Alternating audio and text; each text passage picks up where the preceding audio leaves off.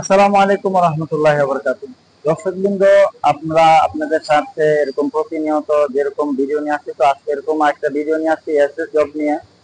তো এসএস জবের মধ্যে সাধারণত আমাদের কি লাগে এবং এসএস জবের প্রিপারেশন কিরকম। তো দর্শকবৃন্দ দেখেন, আমাদের এখানে পাশাপাশি দুইটা সিলিন্ডার এখানে আছে, দুটাই কার্বন, কি বলে এটা, আর্গন গ্যাস।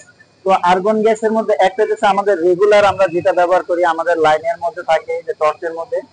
এটা একটা রেগুলার লাইনে এটা গ্যাস থাকে এটার মধ্যে। তো আরেকটা গ্যাস আমরা যেটা ব্যবহার করি সেটা হচ্ছে কি, এই যে এটার পার্কিং গ্যাস বলে।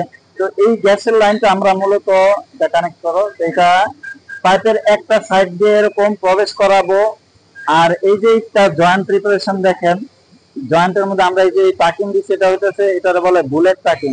তো এই টাকিংটা মূলত রুট পাসের সাথে কোনো সম্পর্ক থাকে না।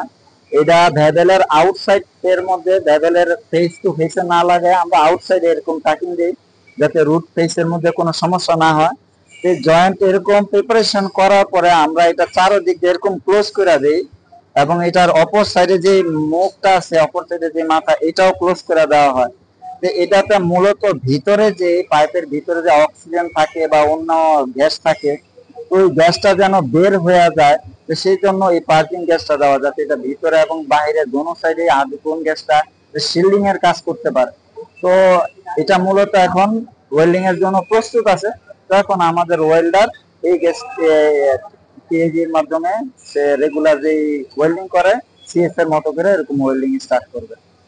তো দর্শক বন্ধু, আশা করি এরকম বুঝতে পারছেন। তো আমাদের এরকম আরো যদি আপনাদের কিছু জানা থাকে, আমাদের কাছে কমেন্টস করবেন, আমাদের কাছে এরকম ভিডিও শেয়ার করবেন, সাবস্ক্রাইব করবেন, ফলো করবেন। তো সবাই ভালো থাকবেন। আসসালামু আলাইকুম ওয়া রাহমাতুল্লাহি ওয়া বারাকাতুহু। এটা এটার মধ্যে একটু ফুডা করে নিবা তো না, আর এই সাইডে এই সাইডে ক্লোজ করবা না, এই সাইডে শুরু করবা, হ্যাঁ? ঠিক আছে।